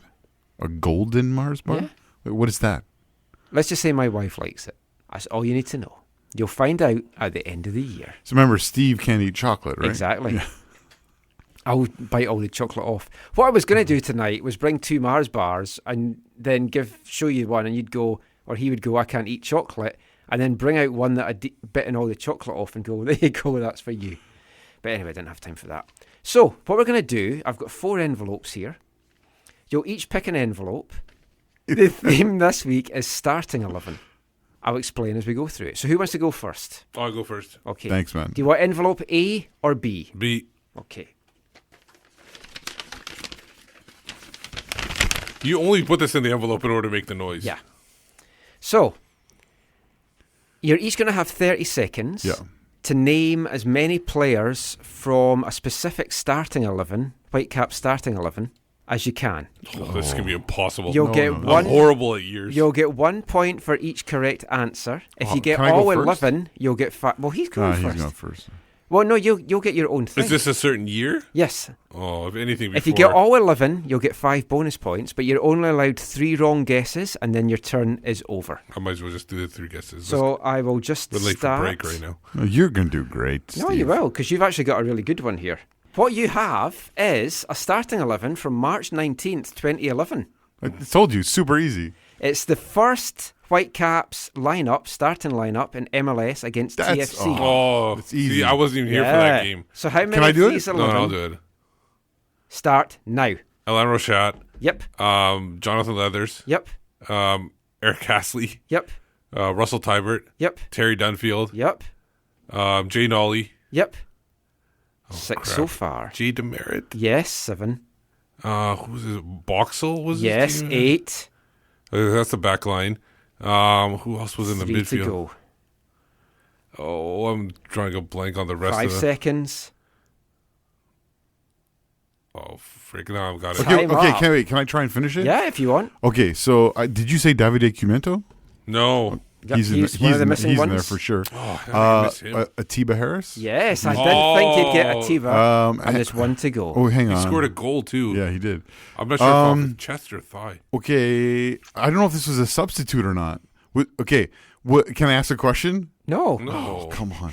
I want to finish tonight's show. Okay, I'll go with... David. Did you say Terry Dunfield? Yeah. Yes. Oh, okay. Okay, I'll give you... West Knight? Was it West Knight? No, At West right Knight mid? was a sub. It was your good friend Gershon Kofi. Right, of course. West Knight was a sub. So 8 points to Steve. Good start. Way to go. Yeah, I won't get close. It's just a good selection of the... That was the only one I could maybe... This means you get envelope A. Yeah. And yours is, and I think you'll like this, No, the 2015 Voyageurs Cup final second leg brutal against Montreal, where we won our first ever Voyageurs Cup. Oh, I wouldn't even get And that. your 30 seconds starts now. Gershon Kofi. Yes, you got him this time. Russell Tybert. Yes. Oh, man. Christian Teixeira. Yes. What's his face? Octavio Rivero. Yes, 4. Tim Parker. Yes, 5. Kendall Waston. Yep. Stephen Badisher. Yep. Jordan Harvey. Yep. 5 seconds. Who was David Osted. Yep. Oh, and your time is up. So I got 9. 90. Okay, wait. Can I So guess you're the in other lead. ones? Yeah, Wait, you've got can I 2 guess? to go. Okay, wait. I got June Marcus Davidson. No. Oh, was it? 2015. Hang on. Let me just think for a second. You had the Octavio Christian Teixeira. Okay, no, let's go to the Gershenko. next. Is that it? I said Russell, Are we right? done? Yes. I said Russell, Okay, right? the 2 you're missing were... The wrong one. The 2 Oh, you're missing Pedro? were... No, Pedro? Yep, Pedro Pedro. and Kakuta. Oh, right. Yeah, okay. So it's 9-8. Are we done? No. Oh, okay. More. So we're going back in time to the NASL. Different category now. Yeah, NASL, USL, pre-Whitecaps. Nothing. Or pre-MLS. Still starting Whitecaps. 11s? Yep. Oh. Steve's behind, so he gets first pick again. C or D? F. C. Okay. I'm not going to get anything here. If it's NASL, I'm out. There's no, It is NASL. it's Super Soccer Bowl? 1979 Soccer Bowl Yeah. winning See, team. I'm not going to. I could get some of these. I got some. Yeah. So your 30 seconds starts now. Valentine Bobby Leonarduzzi. Yep. Park. The goalkeeper Park. Parks, I'll give you it. Yeah. Phil Parks. Phil Parks. I can't remember anybody else. The guy who scored. Alan Ball. Yep. Oh, what's his name? Smallish guy. Yep. Hector. Yes. He's a big guy though. Yep. I'm 5 so bad seconds at to go. names. You've got 5. The goal scorer. I don't remember the goal scorer. And your time is up. Trevor Weimark. Yep. Oh my God! Wow. We talked about it a couple weeks ago. Hang on. Let me see. I don't know if I can get any other ones. Peter Beardsley. No. No. Oh, he wasn't on there. Think of when both of you are staring at yourself naked in the mirror. Pride. Wee Willie Johnson. Yeah. Okay. That's Willie Johnson was one. That's superb. I didn't get that. Okay. Okay. Wait. Hang on. Is Okay, no, let's go to his, please. Buzz Parsons, That's the one I John was thinking of. Craven, Roger Kenyon. Craven. Oh, I should have known Ray that one. Lewington. Oh, yeah, and that was him. Okay, so I got to get 2006 or 2008 USL Cup final, please. Be one of Yes, those. you've got one of those. You've got the 2008 Okay. Cup final Shoot. against Puerto Rico Oh, Islanders. man. You only need 5 to win. Well, it's carrying on, so we're going Oh. to be doing this for weeks. Well, no, I got studying to do. So, yeah, you have 30 seconds to name the starting 11 in the 2008 USL Championship game against Puerto Rico Islanders. Go. Jay Nolly. Yep. Charles BK. Yep. Martin Nash. Yep. 2008. Jeff Clark. Yep. Steve Kindle. Yep. won. Alfredo Valente. Yep. Oh shoot, man. Jordy Lyle. No, that's one wrong. Why am I forgetting? Oh, Wesley Charles. Yes. 2 seconds to go. What are you doing? Oh, Justin Moose. I will give you that right in the wire. Okay. You got 8. I gave that to you. I don't know how you got that from this. Oh, I wasn't getting that from that. Oh. He set up BK on one of the goals. So you didn't get Lyle Martin. Oh, he played right back instead of Jordy Lyle. Yeah, okay. Ethan Gage. The gauge is full. And Eddie Sabrango. Oh, of course. He played up front. Wow. So scores just now, 17 to Zach. 13? 13 to Steve. Yeah, that's way higher than I thought I was going to get. And we'll be back with more.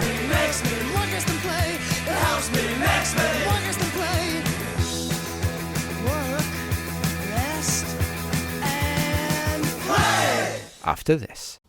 Hi, I'm Jordan Much, and you're listening to the AFTN Soccer Show.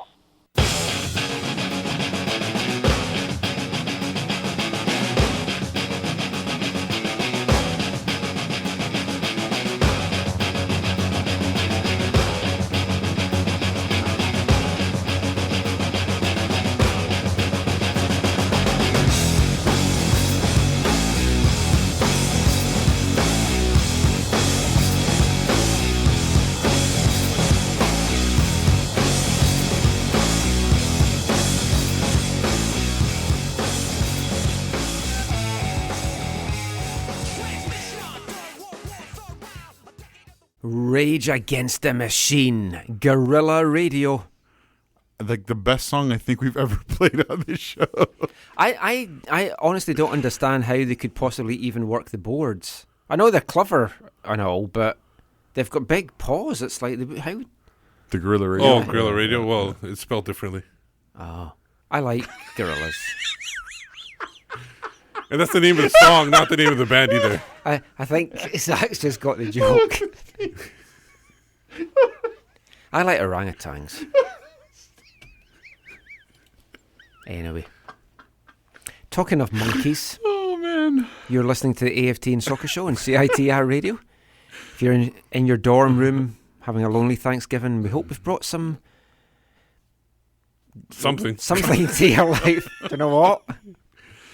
If you need to talk, the call-in number is... Yeah, give us a call. We're going to talk about Canada in this part. Now, the men's squad was announced for the game against Dominica on October 16th. 3 Whitecaps, as we mentioned, Davies, Tybert and Henry. First call-up for Balu Tabla. Yeah, it seems like he's committed. He's committed. Woo! I can't see... Who was that goalkeeper that was committed and then all of a sudden last second switched to... Asmir Begovic? That's it, yeah. We Mafia. surely are going to cap tie him in this just to make sure. Oh, for sure. He should be yeah. starting. Yeah, I would think so. I mean, are you committed? Are you surprised that he committed at this point? No.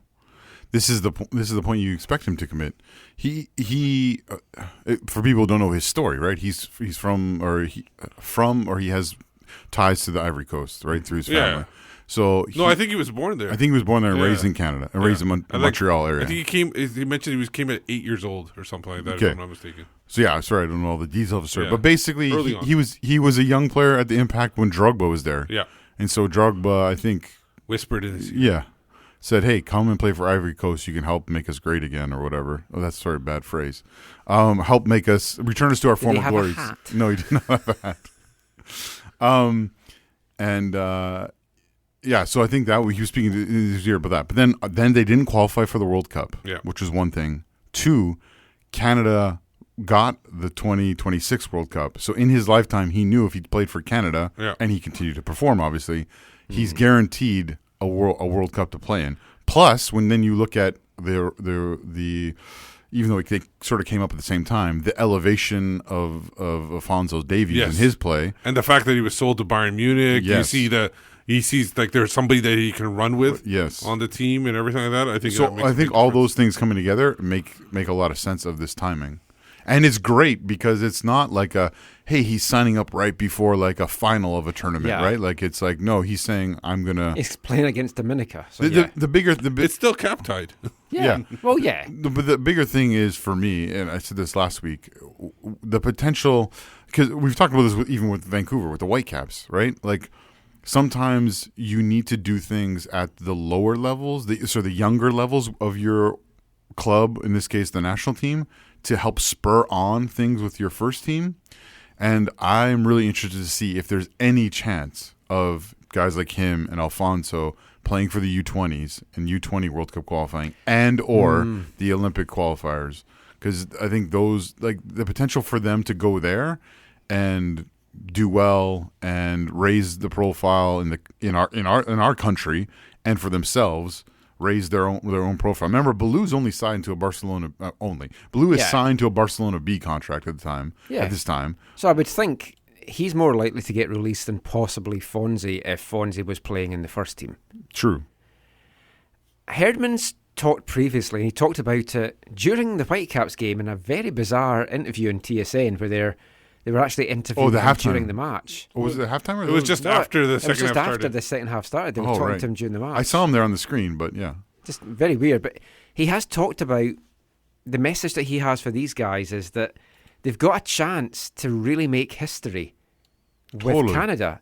Or you could go and play for another team. He referenced France. No, he meant small cog. Actually, Portugal. Oh, Portugal. Yeah, and I think he was mentioning, I can't remember the center back's name. Is it Ricardo Ferreira? He's a Canadian, born in Ontario, and he's right now went through the Portugal youth level, and he's like 25. He played one friendly so far against the U.S., and I think that's somebody that he wants to bring in, and that's why he was mentioning Portugal. Sorry, did you say center back? Because Canada needs some center. Yeah, they badly do. I think he's playing for Braga. I think, if I'm not mistaken, but I can't remember. I'll look it up. Braga is that beautiful stadium where like one end is a rock. Yeah. So, Another guy you think there's been murmurs he might get his first cap and get captained in this one is Boosty, the goalkeeper. I hope he does. I hope he does as well. Yeah, he's a young keeper at Juve. Yeah. And obviously Buffon's move on and Szczesny's playing. And if you followed Szczesny's career, I don't think I don't think he's going to be, he's not going to be like Buffon. He's not going to be there until he's It's a great chance 40. for Boosty to play top level football, and to get him cap-tied while we can would be good as well. So could you imagine, like in a year from now, or it may be further down the road, you have a Canadian playing for Barcelona, Bayern Munich, and Juventus? Yeah.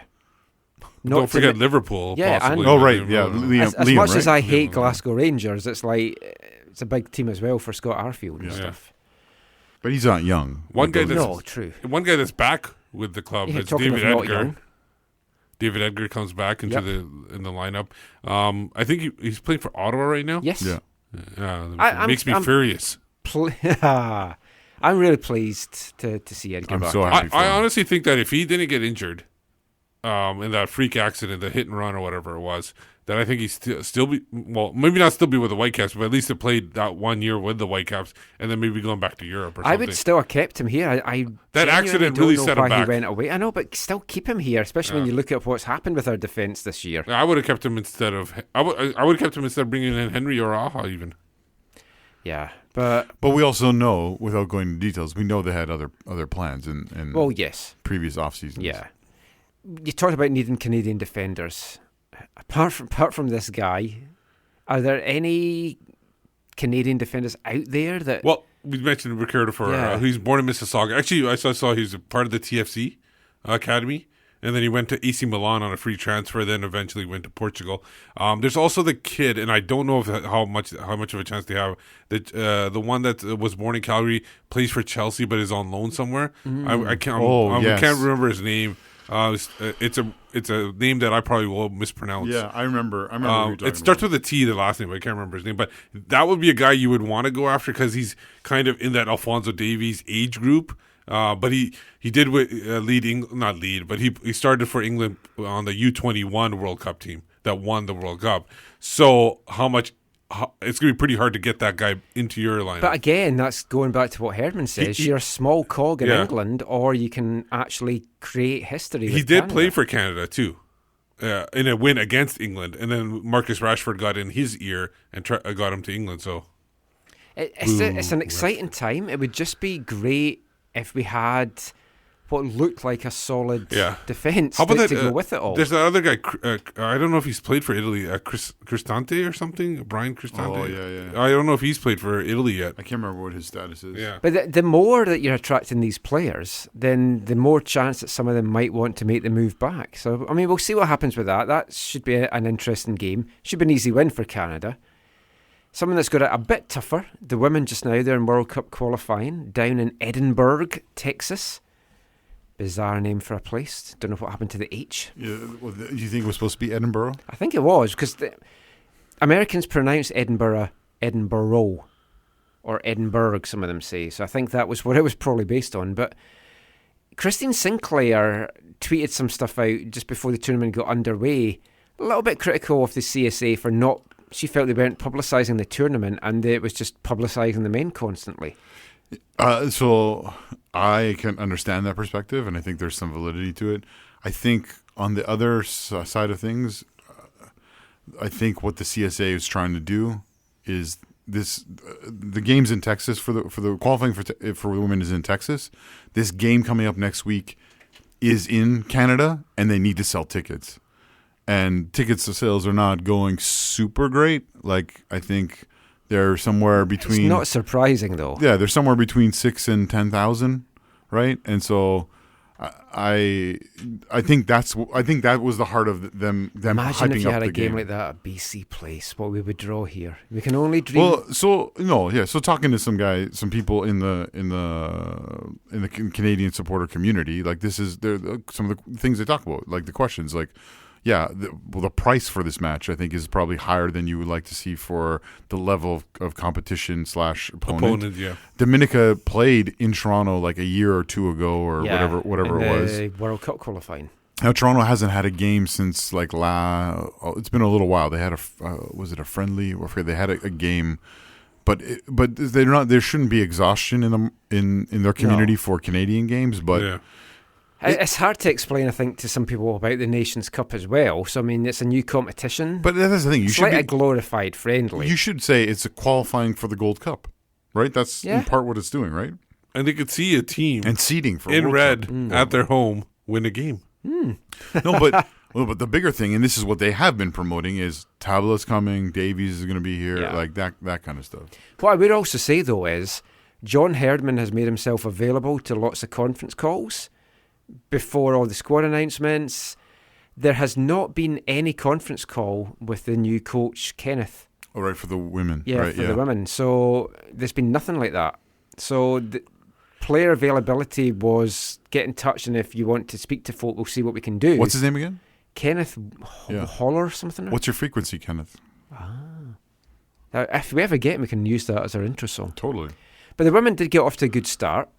2-0 win over Jamaica. Yep. Off their own accord. In the first match. 2 goals from Prince. Back from the dead. Putting 2 away.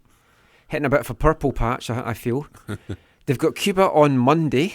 So, I mean, right now it's looking good, but it's when it gets to the Final Four in the semi-final stage that everything's on the line then. If everything goes according to plan, they're gonna. It's obviously between them and Costa Rica for that group, top. Yeah. And they should be able to beat Costa Rica. Then after that, you expect United States to be on top of their group. Mexico's going to finish second, so it's basically playing Mexico as it usually seems to end up being. And if they happen to lose to Mexico, then the team that they will probably play is Costa Rica again in order to make it to the World Cup. So they should have a They run should through. do it, it depends on how good Costa Rica is. I saw Ginny and Becky got sponsored by Nike. Oh. It's nice for her. Yeah, good for her. Do you think Kendall Waston would sneak down there and like dress up, put like a wig on or something like that and try to play for the women Costa Ricans? I don't see that happening, but never know. You looking for like a plot for a movie, Steve? Or? Possibly. Okay. I think that was Ladybugs. You can work in some Photoshop. No, there was a different one too with what's her name? Amanda. Byrne or yes, I forget. I'm thinking actually the one with Rodney Dangerfield. Oh, Ladybugs. Yeah. You can do your Flash 5 really crap football movies. There's some horrendous ones. Whenever Americans try to make a soccer or a football show, I have got some really good ones, which I am going to do. What was the one where Will Ferrell was the coach of the Kicking and Screaming? Yeah, there was some humor in that. Yeah. Somebody that isn't part of the Canadian national team, though, for this Dominica game is Marcel de Jong. Yeah. But I think what everyone wants to know is not so much why he isn't in the squad, but does he fancy a chocolate digestive?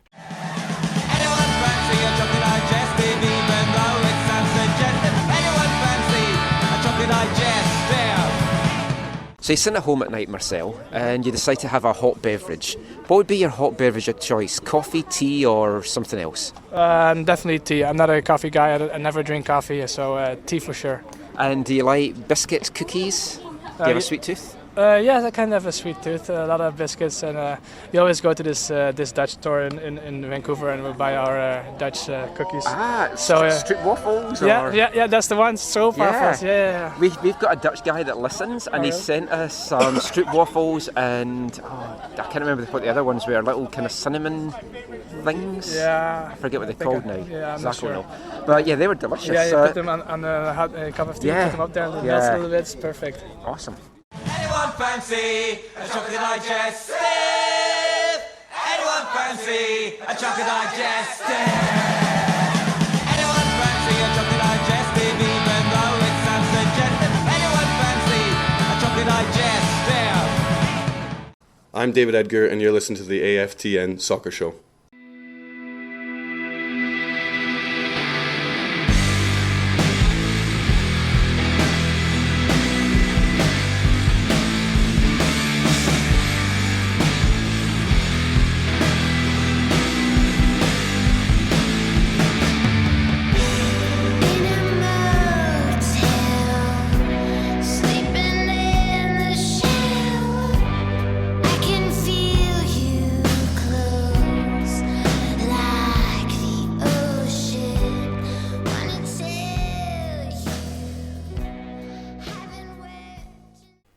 Sober Motel by Dilly Dally. Yeah. You're back listening to the AFTN Soccer Show on CITR Radio 101.9 FM. Someone that's been spending a lot of times in motels, and I'm sure sober, are the college kids right now, because it's full-blown college season. Got to give a big shout out to both UBC Thunderbirds and SFU Clan. Both unbeaten. Both going for national titles. UBC, of course, hosting the Nationals here in November. Hopefully folk can get out for that. It's the second weekend in November. A lot of ex-Whitecaps players on the team, and they've got a great start to the season. The Clan, 11-0 to start their season as well, going to try and win their first NCAA Division 2 title. Try and get up to watch these guys up in the mountain or out to Thunderbird Stadium. Lots of great football to be had. But now it's my favourite time of the show. It's wavelength time. And I had to change things up this week because I played no fun football last week. I was expecting us to lose to Toronto on Saturday. So I had We Hate Football lined up by a Dutch punk band called Speed Twins. So I'll keep that for a little bit. So I thought I'm going to go a little bit upbeat. So I've gone with an English comedian. From 2018, his name is Gareth Cooper. And this is just called Put That Ball.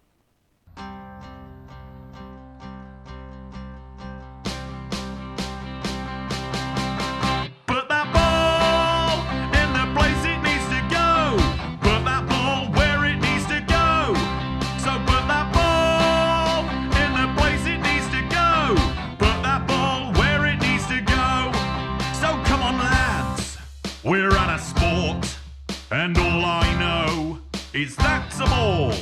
Well, it's some people against some people, and is that naked running man part of it all? So use your hands, or no, don't use your hands. Physical contact is or maybe isn't fine. And at the start of the day, well, it's a game of some halves, and they were definitely off or onside. I might as well just clap and yell sport, 'cause at the moment I don't even know which of the colours to support. So put that ball in the place it needs to go. Put that ball where it needs to go. Yeah, put that ball in the place it needs to go. Put that ball where it needs to go. What do we win if we come first? I'm assuming everybody here gets something cool. 'Cause if it turned out this was all a load of pointless toss, then we'd all look like a bunch of bloody fools. There's gotta be something this is trying to achieve. With the amount of money involved, it's probably world peace. So put that ball in the place it needs to go. Put that ball where it needs to go. Yeah, put that ball in the place it needs to go. Put that ball where it needs to go. It seems like we're all united by song, so why not all sing the name of the place that we are arbitrarily from?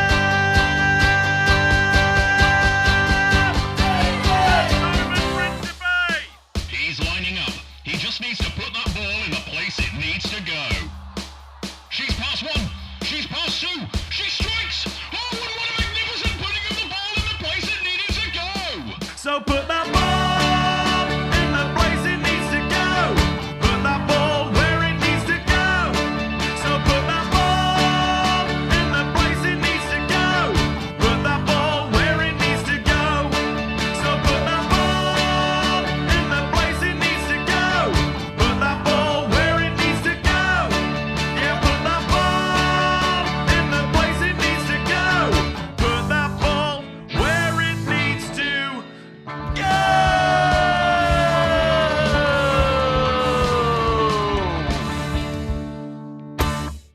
Gareth Cooper, Put That Ball. A message to the Whitecaps for these last three games. Just go out there, put that ball where it needs to go. Yeah. And where does it need to go? In the back of the net. Another one of your great selections. It was. You'd have liked We Hate Football if I'd gone with that. And then you got to keep the ball out certain places too. Yes. I've always had trouble putting it where it needs to go, but I tell you something that doesn't. BC Soccer Web headlines.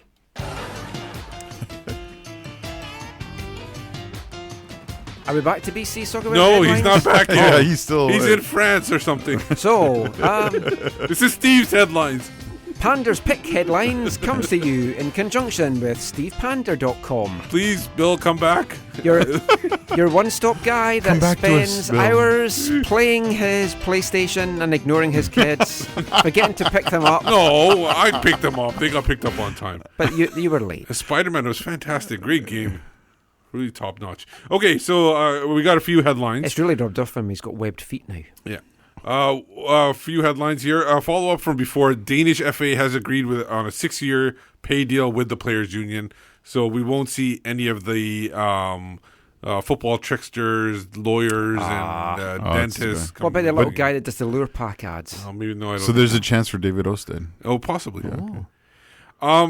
This is actually a pretty big story. BN launches a $1 billion claim against Saudi Arabia for IP theft as Qatar. Oh my God! As Qatar state goes to WTO for help. Basically, there is a channel. Oh, yes. Yes. It's called Biot Q or something like that. It's a pirate Yes. broadcaster. They're basically ripping off all BN's stuff. Feeds, yeah.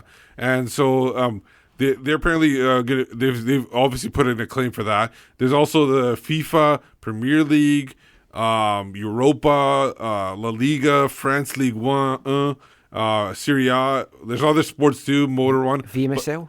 No, I don't think so. But a lot of those guys are assuming they're going to be putting claims in for this, like cases against these guys as well. So it's an interesting thing that's going to happen here. I first read about this a few months ago, and then it all seemed to, not die down. Obviously, it's big over there, but folk weren't talking about it. But now this could have serious repercussions. I'm just hoping it doesn't affect gas prices. Well, they That's obviously, true. They could raise gas prices because of this. We were talking about it earlier. Kai Kamara, FIFA has suspended Sierra Leone until government returns the corruption-haunted Johansson to SLFA. I believe it was linked to selling old football strips to Canadian supporters groups, potentially.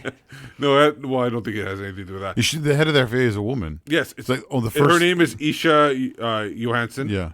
They've been actually shut out of the premises while the police are investigating what's been going on. So basically, they sort of said they claim she did something that was corrupt in the past. Well, no, what the claim seemed like it was from the person who wrote the article. They said basically the quote in the article was, FIFA money has been pouring into the country with very little evidence of football development. Right. And then obviously FIFA has requested that they were allowed to back into offices to ensure that the operations of the SLFA, including FIFA-funded projects, are not jeopardized. Right. So we've talked about this in the past, but the way FIFA works is there cannot be any interference from any governmental agencies. And they're very big on no corruption. Yes. And so when that happens, you lose your license, you lose your ability to be a part of anything. So this is why Kai Kamara might not be missing on the 17th if this is still going on. But hopefully it gets resolved. Yeah, and small news, not small news, but the Tampa Bay Rowdies have new owners. Oh, yeah. They've been sold to the Major League Baseball's Tampa Bay Devil Rays. Now, you might think this is a good thing. The only problem is there's been rumors in the baseball world that the Tampa Bay Devil Rays will be relocated. They're not having a good time in Tampa Bay. They have a horrible stadium and everything like that. So they might not be there much longer anyway. So this might not be a great thing for the Rowdies either. So we'll see what happens like that. Canadian news, we talked about Tabla before.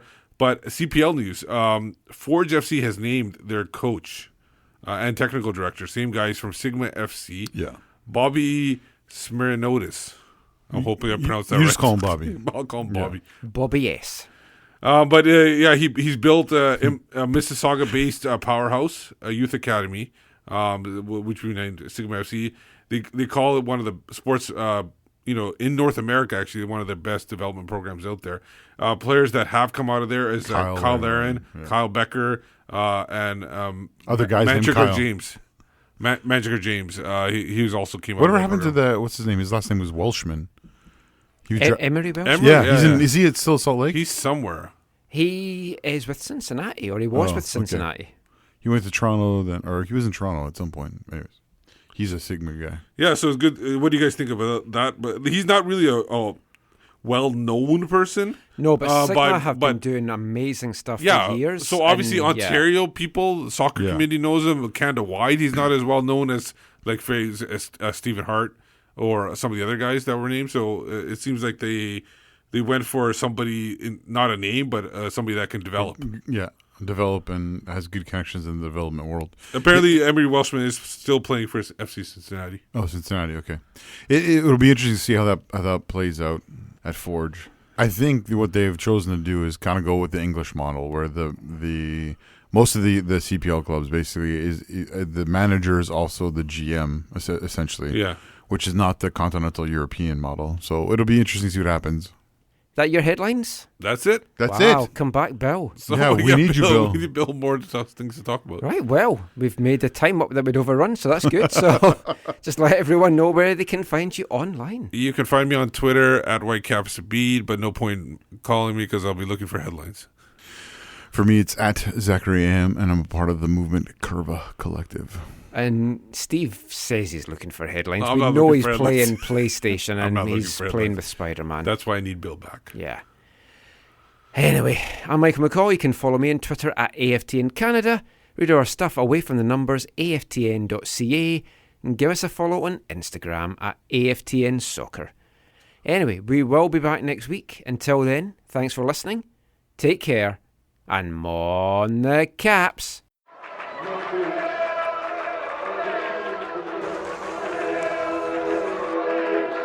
Going to your first match is an experience you never forget. The atmosphere of what's going on around the pitch looks beautiful, and you always look and go, wow, I'd love to play here one day. If you get the bug, it's going to stay with you for life.